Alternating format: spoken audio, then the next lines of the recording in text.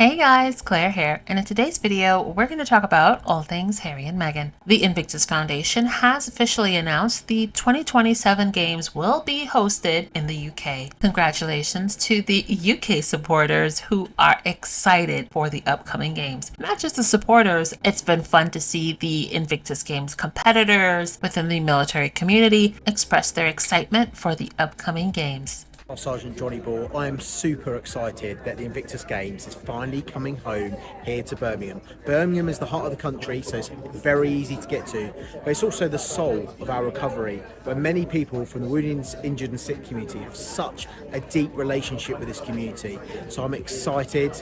I felt the games myself as an athlete last year in Germany, and I can't wait for you to feel that Invictus magic too. If I have any opportunity to be part of the Invictus Games for every games going forward, I would absolutely be involved. It's changed my life. It's changed my wife's life, my whole family. They're all growing from it. My wife's confidence has really come booming out of it, and it's really special, really special. I got inspired by friends of mine who have competed. There are people in the team now who are competing because they say that I've inspired them, and hopefully all the other team members can inspire others as well and bring them forward on their recovery journey. And I think Birmingham's going to be a fantastic event for that. We're going to have the British public behind us all the way. Friends and family can actually come and support, which is something that obviously it's amazing going away to Canada, Germany, but to have all your friends and family be able to come, and that's just going to be something else. People magazine recently had an article entitled Invictus Games Alumni Sends Prince Harry Changed Her and Her Family's Lives. Former RAF Sergeant Michelle Turner told People just how big of an impact Prince Harry and the games has had on her. With a tearful choke in her voice, she says that she owes the prince so much. How do you ever thank somebody for changing your life, changing your family's life? There are no words. Turner, who competed at the Games in Toronto in 2017 and Sydney in 2018, tells People, "All I see here is smiles. He is so relatable and so lovely to everybody, and he loves the Invictus Games." Of course, the British press have already started with the nonsense. Always mention Michelle. Yeah. Just going to mention the 2027 Invictus Games. This is Prince Harry's charity, basically. It's these amazing games for injured military personnel. It's going to be in Birmingham in 2027. So you then got a thought of whether Harry and Meghan make a big visit, and maybe they start to come back and no? Okay, forget it. Just about to go to bed and I see this. Just announced. Invictus Games is coming to Birmingham, my hometown actually, in 2027. Oh, the British press are gonna love this. So by now, we've all heard that Birmingham to host the 2027 Invictus Game as Prince Harry sends message to the city. And I know a lot of people are disappointed because it's in the UK, because of how the UK has treated Prince Harry. We also have to remember the veterans, the disabled, the military that are from the UK, and the people that have supported Harry.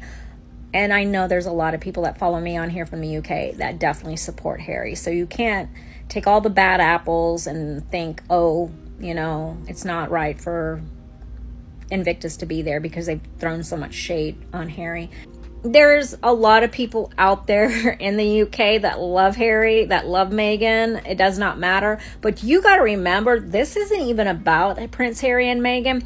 This is about Invictus. This is about our veterans. This is about the disabled veterans that fought for our country all over the world. And I think that's what people need to focus on, right? They don't need to focus on Prince Harry and Meghan. They need to focus on the game and what it stands for, and how this man has helped so many people. And I think if you've watched the Invictus on Netflix and you've listened to the veterans that this has helped, I think you would have a very much more open mind to what Prince Harry's cause is. I can't wait to watch Invictus. I believe the one in 2025 that is being held in Canada. And this one is going to be just as exciting, and we'll see what happens. All right, guys. We also saw a snippet from Prince Harry's upcoming interview on Tabloids on Trial, which will be up tomorrow, July 25th on ITV, which is the day this video should be uploaded, but here it is. Other victims of hacking that I've spoken to have described the paranoia that it creates. Do you identify with that? I think paranoia it's a very interesting word, because yes, then it could be paranoia, but then when you're vindicated, it proves that you weren't being paranoid. You know, same with my mother. You know, there is evidence to suggest that she was being hacked in the mid-90s, probably one of the first people to be hacked. And yet, still today, the press, the tabloid press, very much enjoy painting her as being paranoid. But she wasn't paranoid. She was absolutely right of what was happening to her. And she's not around today to find out the truth. Does your mother motivate you in this legal fight? There's all sorts of things that motivate me. While it's never been proven in court that Princess Diana was hacked, the past remains raw. Never forget what her other son said about her quote-unquote paranoia. Interview with my mother made lurid and false claims about the royal family, which played on her fears and fueled paranoia. It is my view that the deceitful way the interview was obtained substantially influenced what my mother said. The interview was a major contribution to making my parents' relationship worse and has since hurt countless others. It brings indescribable sadness to know that the BBC's failures contributed significantly to her fear, paranoia and isolation that I remember from those final years with her. And while I do agree the way that the interview was obtained was horrible, she said what she said. And it's not like we don't all know that she was in fact correct. That marriage was overcrowded. It was from day one. But it's the gaslighting for me. Him attempting to make it seem as if the BBC is responsible for Charles's and Camilla's actions. The discounting of this woman's lived experiences and the irreparable harm that it did to her mental health. Seems familiar, doesn't it? Because Charles and William continue to pull the same tricks today with Harry and Meghan. They behave badly, become upset when a person wants to walk away from that toxic institution and environment, try to use their relationships with members of the press to discredit that person, and then play the long game in trying to clean up their bad behavior and reframe it in a way that makes them look positive. Same old story.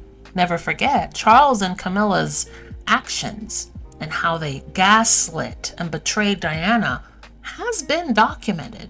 Impervious to this kind of evidence, Charles's office continued to undermine Diana's credibility. And Diana, meanwhile, the spin doctors at the palace were saying that Charles was trying to help Diana through this very difficult period of time that she was having, and that all this fantasy that she was having about Camilla being Charles's mistress was the problem of her illness and her bulimia.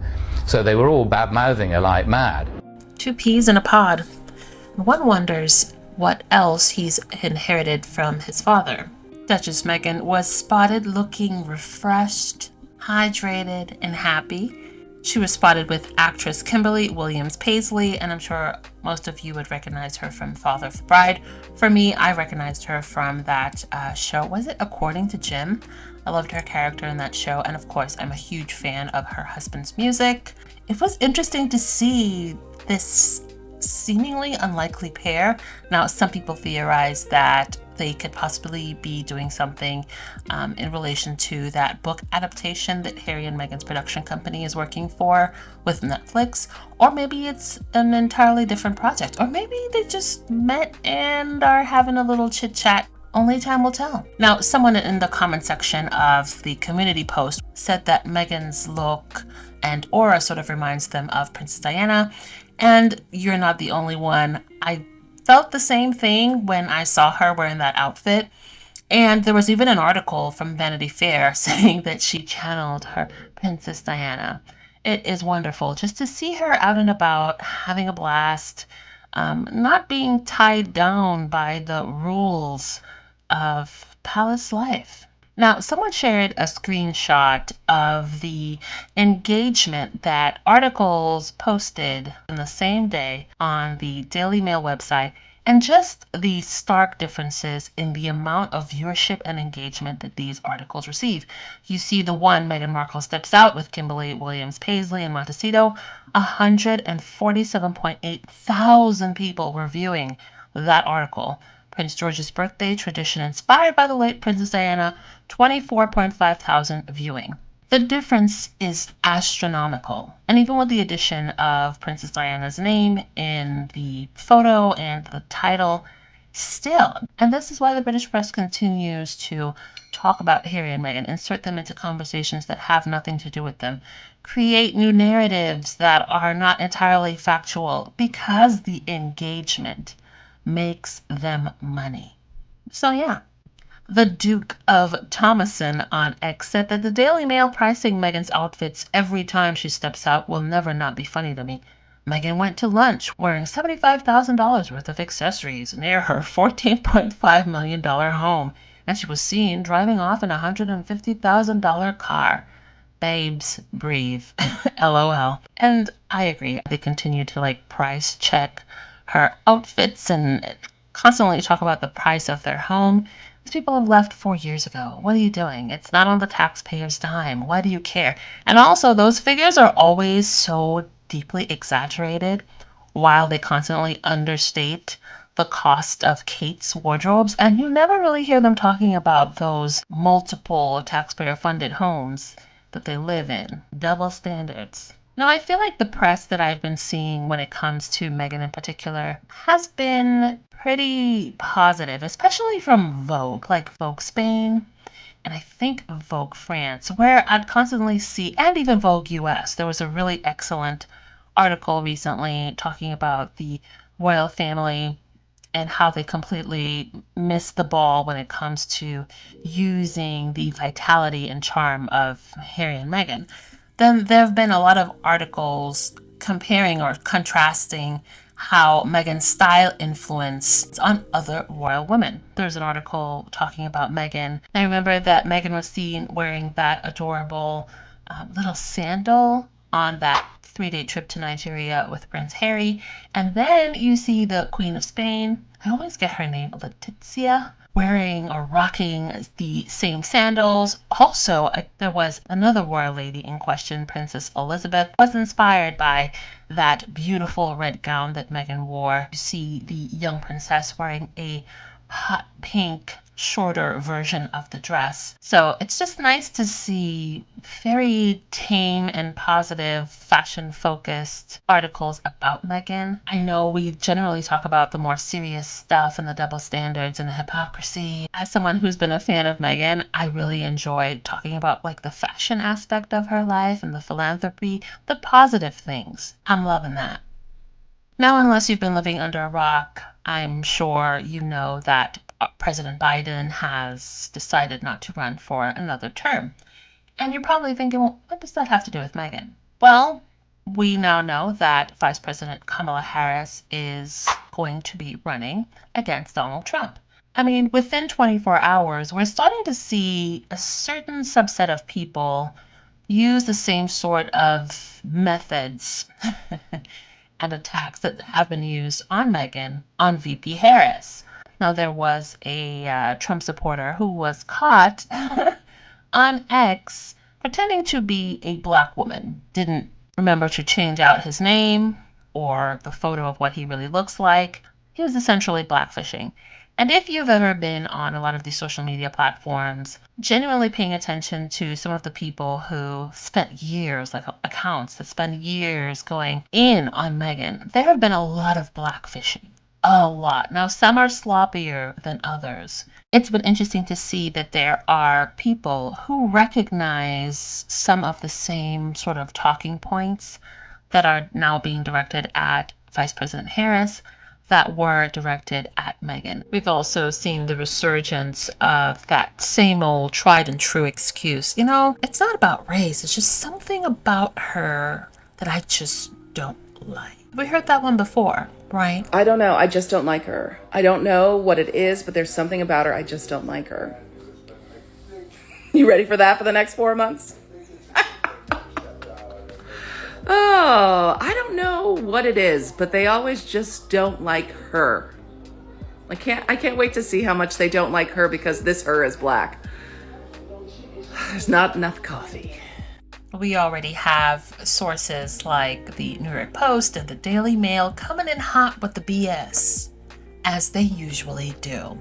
This must be the dumbest attempt at slandering Kamala Harris, but it's the Daily Mail, so what would you expect? The Daily Mail had to let us all know that Kamala Harris's great-great-great-great-grandfather was a notorious Irish slave owner, and he bought Jamaican plantations.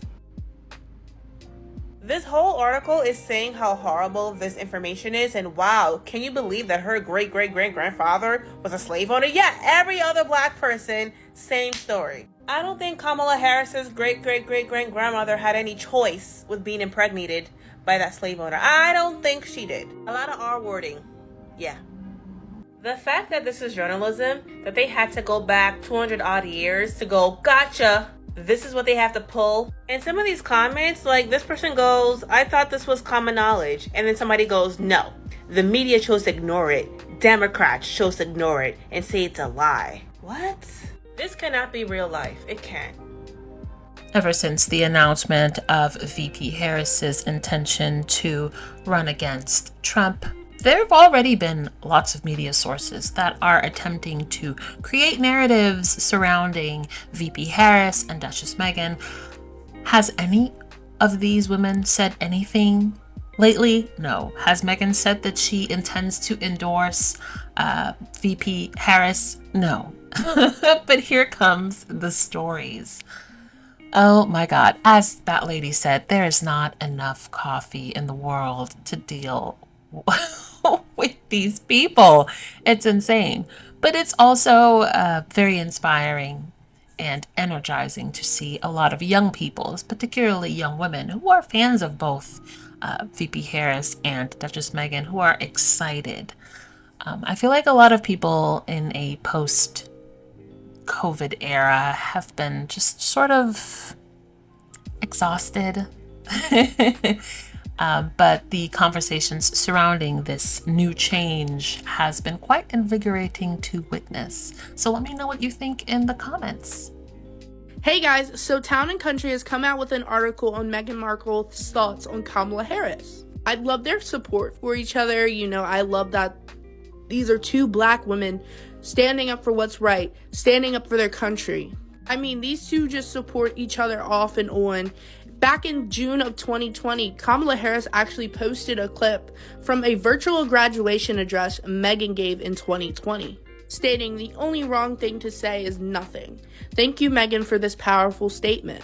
And in another interview, Meghan stated that I'm so excited to see this kind of representation. You know, for me, being biracial, growing up, whether it was a doll or a person in office, you need to see someone that looks like you in some capacity. And I completely agree. As another biracial woman myself, I think that that's one of the reasons why I look up to Meghan. It's just nice to see people that are of your race being so successful out here in this world. So I like that Town & Country is, you know, giving boost to black women, the Vice President and the Duchess of Sussex. I like that those two also support each other, and I think that is good for this country, and I really truly hope that Kamala wins in November. So make sure you guys go register to vote and get out there when the time comes and vote. So a big Trump ally was just caught pretending to be a black Trump supporter on social media. This is Joey Manorino, and here is his now deleted post. He wrote, quote, I'm a true black American woman and I've been black all my life. I was born black and I will die black. My mommy black. My daddy black. I will never cast a vote for that Kamala Harris woman as long as I live. Trump all the way, all day, every day. Oof, Joey. After he got caught, Joey tried to make excuses as to how this happened, saying his account was logged on someone else's device. Yeah, okay, Joey. This reminded me of another Trump supporter from a few years ago, a white politician from Pennsylvania named Dean Browning, who wrote, quote, I'm a black gay guy and I could personally say that Obama did nothing for me. My life only changed a little bit and it was for the worse. Everything is so much better under Trump though. I feel respected, which I never do when Democrats are involved. These Trump influencers probably have thousands of fake accounts to try to scam voters. Now, obviously, on this channel, we talk a lot about misinformation and media literacy as it relates to Harry and Meghan. But as we can see, misinformation is something that is so prevalent in social media and mainstream media and tabloid media that goes far beyond Harry and Meghan. So for all of my fellow American friends and listeners, I do encourage you to register and, of course, vote.